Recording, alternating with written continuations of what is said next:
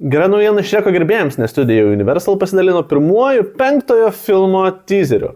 Šis labai trumpas, vos 26 sekundžių anonsas turėjo kelias pagrindinės žinutes. Pirmoji jų tai yra aktoriai, arba tai, kas prisijungia prie jau mūsų tikrai gerai pažįstamų Michael Myerso, Cameron Diaz ir Edžio Murphyo. Tai yra Zendaya, kuri įgarsins Šreko dukrą. Na ir antrasis dalykas, kuris dabar greičiausiai sujudins visą internetą, tai yra būtent būsimojo filmo animacijos stilius. Jis yra gerokai kitoks, negu mes jį matėme prieš tai buvusiuose filmuose.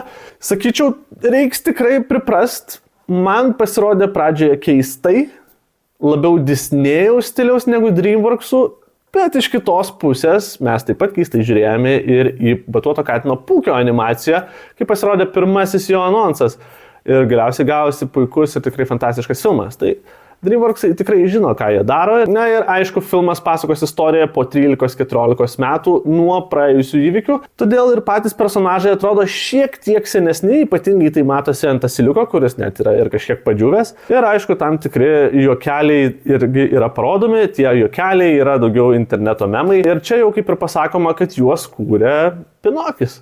O filmas pasirodys per kitų metų kalėdas. Tai dar laiko tikrai yra. Ar laukite naujo filmo? Komentaruose parašykite savo nuomonę apie pirmąjį anonsą ir nepamirškite manęs pafollowing.